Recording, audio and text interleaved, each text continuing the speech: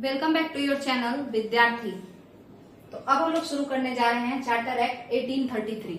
इसके पहले जो है 33 के पहले का चार्टर एक्ट और रेगुलेटिंग एक्ट ये सब है वो कंप्लीट हो चुका है।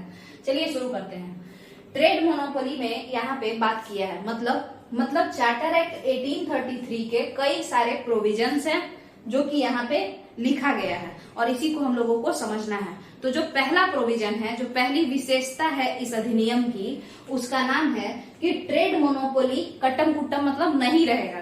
ठीक है, ट्रेड मोनोपोली नहीं रहेगा, व्यापारिक एकाधिकार नहीं रहेगा। अब ये ट्रेड मोनोपोली होता क्या है? तो हम लोग इसको 1813 में भी देखे थे कि इसके लिए लड़ाई हुआ था। ब्रिटिश ईस्ट इंडिया कंपनी और जो है ब्रिटेन के जो गवर्नमेंट है उन दोनों के बीच वाद विवाद हुआ था। तो व्यापारिक एकाधिकार क्या है? इसका मतलब है, मान के चलिए आपका कोई एक एरिया है, ठीक है, और ये एरिया है और इस एरिया का कोई एक हेड है, मुखिया, ठीक है, ये हेड ऐसा बना देते हैं कुछ, है ना। अब ये जो हेड है, इस एरिया का जो हेड है, इससे आप पूछ करके आप क्या किए, आप बोले कि देखिए मुखिया, आपके पूरे इलाका में बस मेरा ही एक दुकान रहेगा और किसी को दुकान खोलने मत दे दीजिएगा, ठीक है। और मुखिया क्या किए, मुखिया आपसे कुछ, जाहिर सा बात है, जब तक मुखिया को प्रॉफिट नहीं होगा वो आपका फायदा क्यों करवाएंगे, उनको भी कुछ प्रॉफिट होगा तभी तो करवाएंगे। तो आप लोगों में डील हुआ कि दुकान हम ही केवल खोलेंगे, मुखिया आप ऐसा हमको परमिशन दीजिए। मुखिया कागज पे लिख करके दे दिए कि ठीक है, तुम अकेले, तुम्हारे पास ही केवल ये अधिकार होगा कि मेरे गांव में या मेरे द्वारा बताए गए किसी गांव में तुम ही व्यापार करोगे। तो ये व्यापारिक एकाधिकार मतलब किसी एक इंसान या किसी एक कंपनी का अधिकार जो होता है, हम उसे ही क्या कहते हैं, व्यापारिक एकाधिकार। दे कौन रहा है ये अधिकार? कागज पे लिख करके दिया जा रहा है किसी लीडर के द्वारा। तो इस केस में किसके द्वारा दिया गया था? इस केस में दिया गया था क्वीन के द्वारा। क्वीन अपने लोगों को, इंग्लैंड के कुछ लोगों को जो है, कुछ लोगों का ग्रुप था और उसका नाम था, उस ग्रुप का जो नाम था वो, कुछ लोगों का ग्रुप था और उसी ग्रुप के लोग मिल करके एक कंपनी खोले थे, ब्रिटिश ईस्ट इंडिया कंपनी। और क्वीन उन्हीं लोगों को कागज पे साइन करके दी थी कि पूरब साइड में जहां मन जहां अकेले तुम्हारी ही कंपनी व्यापार करेगी और कोई व्यापार नहीं करेगा, ठीक है। और इसी कारण से हम लोग देखते क्या है कि यहाँ पे अगर कागज पे लिख करके क्वीन दे देती है, अगर कागज पे लिख के साइन करके कोई लीडर आपको दे देता है, तो हम ऐसे कागज को कागज नहीं बोलते हैं, चार्टर बोलते हैं, ठीक है।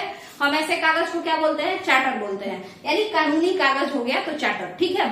अब यहाँ देखिए, तो यहाँ जैसे एक बार चार्टर पे 1600 ईस्वी में एलिजाबेथ लिखी थी, 1600 ईस्वी में एलिजाबेथ एक बार लिखी थी कि ब्रिटिश ईस्ट इंडिया कंपनी जाओ व्यापार करो, अकेले तुम ही व्यापार करो पूरे पूरब इलाके के साथ, चाहे वो श्रीलंका हो, चाहे वो भारत हो, चाहे वो पाकिस्तान हो, उस समय तो पाकिस्तान था भी नहीं, है ना, कोई भी हो, ठीक है, तो उसके साथ तुम ही व्यापार करो। उसी तरीके से बाद में इस चार्टर में ब्रिटिश गवर्नमेंट ने लिखा कि अब व्यापारिक एकाधिकार खत्म किया जाता है। किसका व्यापारिक एकाधिकार? तो किसको दिया था ये लोग व्यापारिक एकाधिकार? ब्रिटिश ईस्ट इंडिया कंपनी को दिया था। तो उसी का ना व्यापारिक एकाधिकार खत्म किया जाएगा। तो अब क्या कंपनी अकेले व्यापारी रही? ब्रिटेन से क्या अब केवल एक ही कंपनी व्यापार करेगा भारत में, या फिर भारत के अलावा श्रीलंका में, इंडोनेशिया आदि क्षेत्रों में, चीन में? ऐसा है? नहीं है। अब ब्रिटेन से कोई भी आ जाएगा, ठीक है। यहाँ पे यूरोपियन की जगह आप समझिए ब्रिटिशर्स। ब्रिटेन से अब कोई भी आ जाएगा, एरा गैरा नथु खैरा, कोई भी इंसान, कोई कंपनी व्यापारी, कोई नॉर्मल इंसान, कोई भी आ सकता है। ब्रिटिशर, यूरोपियन नहीं। पूरे यूरोप का ब्रिटेन ठेका नहीं ले रखा था, पूरे यूरोप का मालिक थोड़े था ब्रिटेन बस अपने बारे में बोल सकता था। ब्रिटेन की सरकार जो थी वो अपने बारे में कुछ भी डिसाइड कर सकती थी, ठीक है। तो ये जो ब्रिटिशर्स हैं, ये ब्रिटिशर्स बढ़ने लगे। ट्रेड मोनोपोली जब खत्म हो गया, व्यापारी के का अधिकार ब्रिटिश ईस्ट इंडिया कंपनी का, इसका परिणाम ये हुआ कि ब्रिटिशर्स लगातार बढ़ने लगे, बहुत सारे ब्रिटिशर्स आने लगे।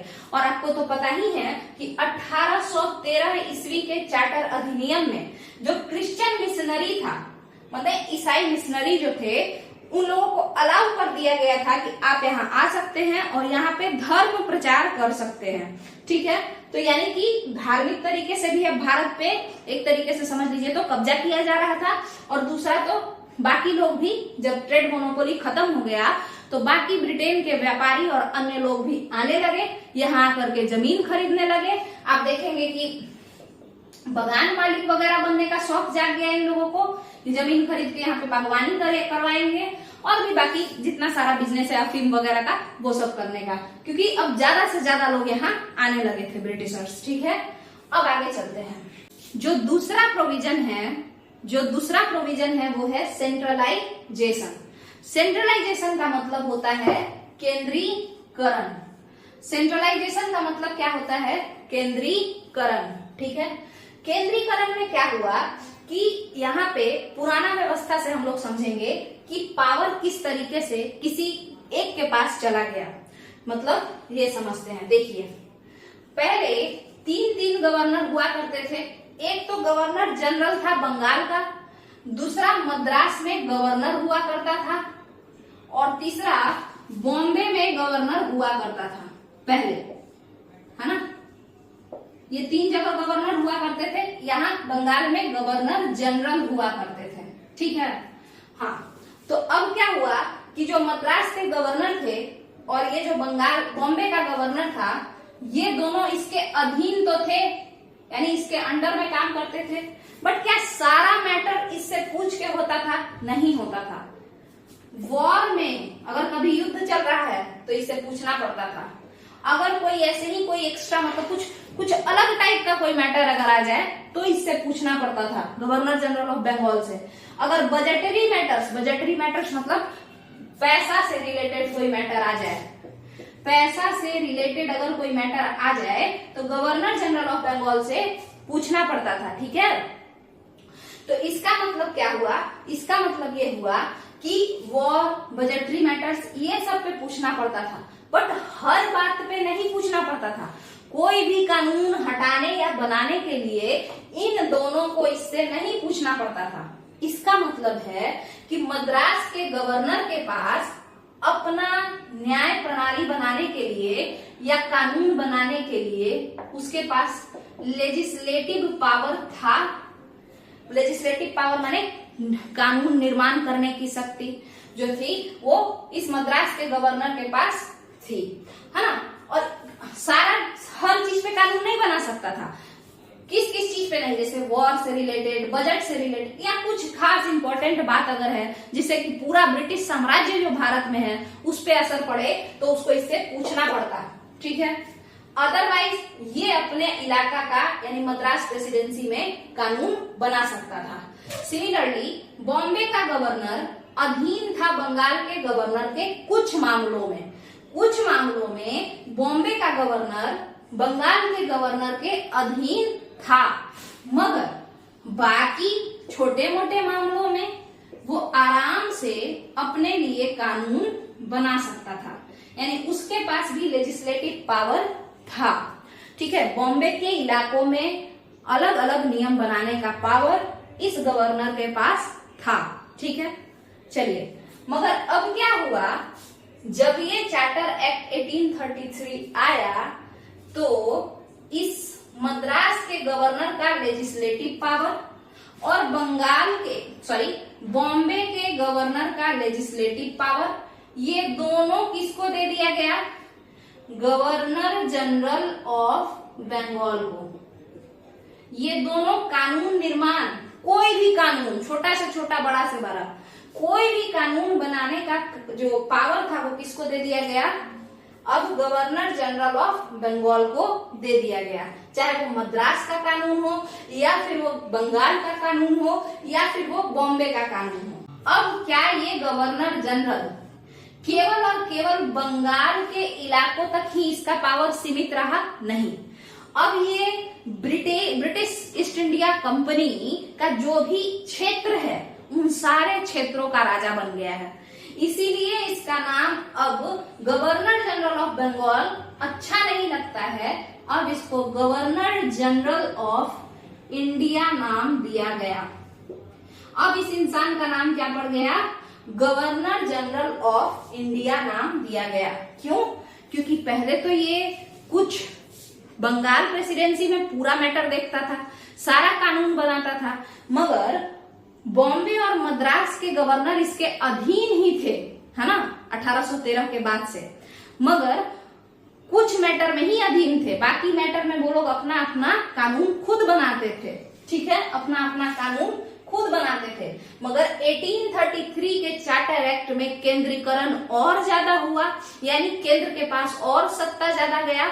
और यहाँ पे क्या देखने को मिला कि जो मद्रास का गवर्नर था उसका लेजिस्लेटिव फंक्शन छीन लिया गया और वो किसको दे दिया गया?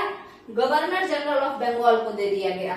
जो बॉम्बे का गवर्नर था उसका लेजिस्लेटिव पावर यानी कानून निर्माण करने की शक्ति जो भी थी बची कुची, उसको छीन करके इस गवर्नर जनरल ऑफ बंगाल को दे दिया गया। तो अब क्या ये गवर्नर जनरल केवल बंगाल पे ही शासन कर रहा है या ब्रिटिश ईस्ट इंडिया कंपनी के पूरे इलाकों पे शासन कर रहा है? तो वो पूरे इलाकों पे शासन कर रहा है, बंगाल प्रेसिडेंसी पे भी, मद्रास प्रेसिडेंसी पे भी और बॉम्बे प्रेसिडेंसी पे भी। तो इसी कारण से हम ये कहेंगे कि भाई अब इसको गवर्नर जनरल ऑफ बंगाल कहना गलत होगा, अब इसका नाम गवर्नर जनरल ऑफ इंडिया रखा जाए, क्योंकि अब ये इन तीनों का क्या बन चुका है? सर्वे सर्वा बन चुका है, हेड बन चुका है तीनों प्रेसिडेंसी का। और इस तरीके से हम लोग क्या देखते हैं कि सेंट्रलाइजेशन यानी सत्ता का केंद्रीकरण, माने पावर केंद्र की तरफ बढ़ता जा रहा है। ठीक है।